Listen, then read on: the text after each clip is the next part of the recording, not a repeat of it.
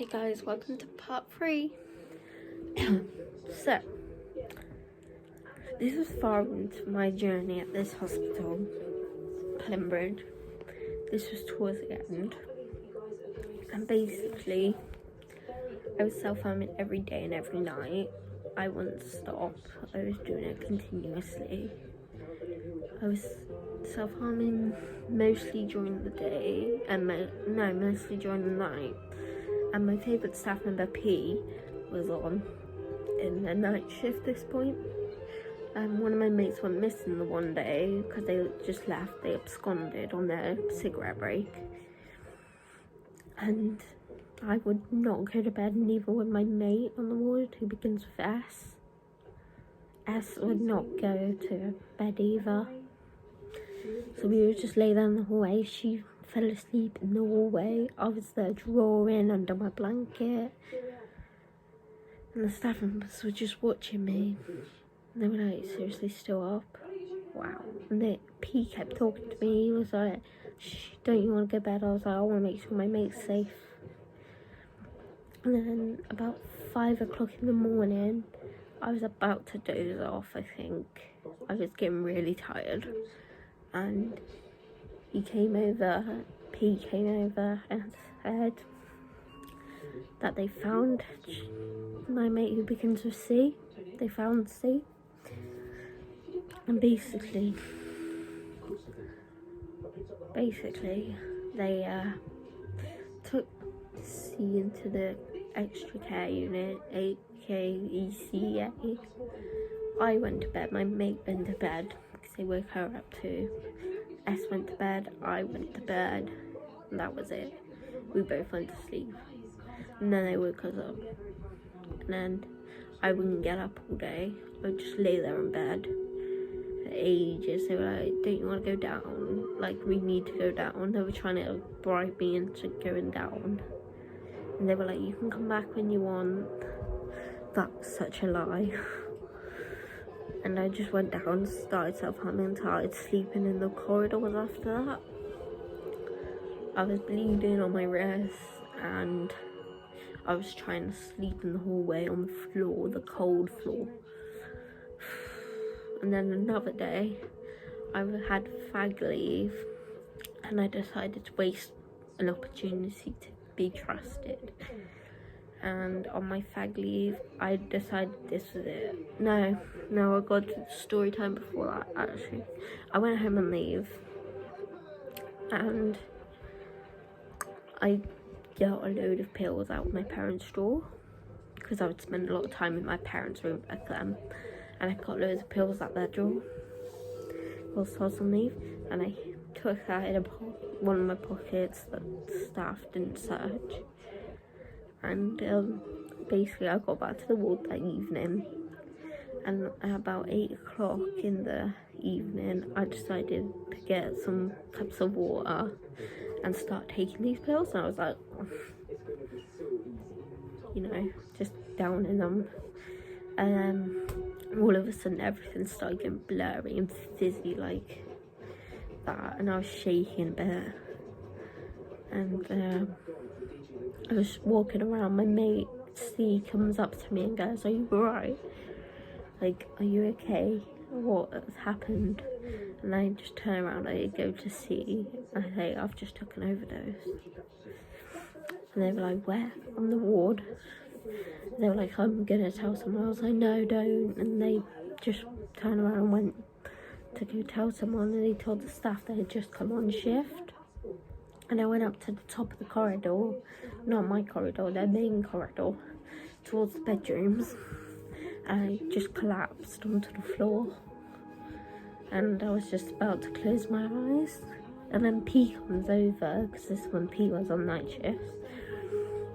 And he's like, what have you taken? And I was like, I don't know.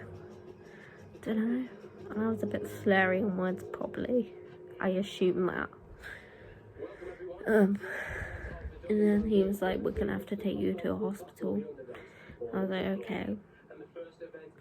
And then about 15-20 minutes later, they got the car. P was driving, and this man called B was coming with me, and they took me to the hospital. I had a drip put in, and I was just lay in the hospital for a bit, and I was sat in the hospital for about 2 hours waiting, and then another 2 hours I was probably lay there. They did my bloods and it came back okay. I was able to go after about 4 or 5 hours of waiting around in the hospital, and then it was about 1 o'clock in the morning. Wait, yeah, 4 or 5 hours of waiting in the hospital. And I went back in the car. I was planning to run away, but I was all fizzy and blurry still, and I was a bit lightheaded, so I was just not in the place to run away, because then I would have to proper run. So I didn't run away in the end, but I was planning to. So we went back to the hospital. They offered me something. I got something, but then I just shoved it out my toilet or puked it up or something. I didn't actually end up eating it. So yeah, and I left the plate out. And then I grabbed the drink, and then I went in my room. I think I banged the window a few times with my head. And then I started cutting. I had this bit of glass that I was using. And then I put it in my bra, I think I put it. And then I went to bed until like 4 or 5 in the morning.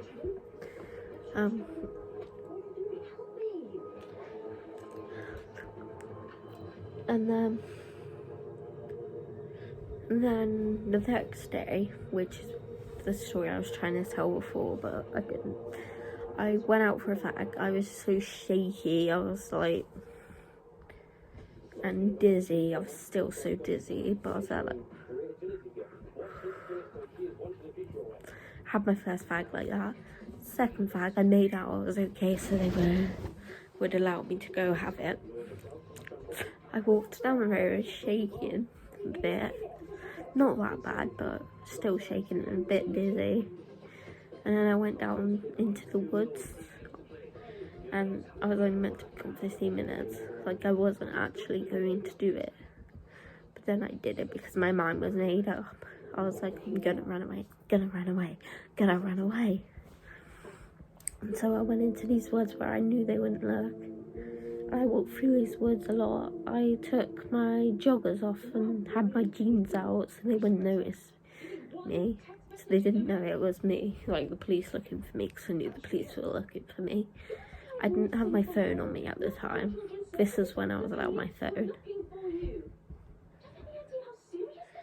And I basically tried to hang myself a few times in the woods. And I was self-harming, I was smoking a lot. Like, I'd smoke every couple of minutes. Like, I was really stressed out.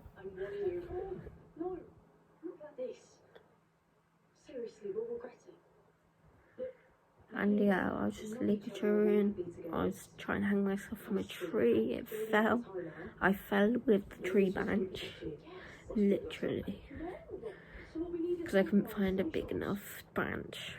So I found a stupid one. I was so dumb for doing that. But yeah, I finally made it my way out the woods. I started walking the main roads and I didn't recognise it, which was, I thought was good at the time. And then all of a sudden I noticed the hospital and I was like, oh shit, I know where I am. So I tried to go back into the woods, and then the police found me on my way to the woods. I tried to walk away towards the woods, and then they got me, and then they handcuffed me because I was backing away from them. They're like, if you don't come with us, then we're going to handcuff you. So they handcuffed me, threw me in the back of the van somehow, and I was refusing to say that the name they were calling me was me. I was like, no, it's not. No, that's not my name. No. I I was being dumb and stupid by going, no, it's not me. And when I got there, I was kicking the doors, trying to get out restraints a bit, trying to get out the handcuffs a bit. And then we got into what's basically a seclusion room, but it's actually called a HCA, ECA, extra care area. And I was kicking off, I was kicking them, I was trying to whack them in my handcuffs. I was just wiggling about, you name it, I was doing it. Then they found the wool in my bra that I'd used ligature. And then the police had finally gone after they finished hurting me to search me. They found my backy, no, they didn't find my phone because I didn't take my phone. They found my backy and they found the string and they gave that to the staff. And then Yo, I'm Cappuccino. You sure you don't want to put me into this? Look, we're two down. We need to change tactics. basically The only thing you need to do. I'll take they questioned me a bit about what I was doing whilst I was out. I explained to them that I was ligaturing and trying to kill myself, aiming to go get a blade as well, with some pills. And yeah, I told them that. And then about 4 or 5 in the morning, I was out back in my room, but I was on 5-minute obs. And yeah, that's it for part 3. See you in part 4. Bye guys.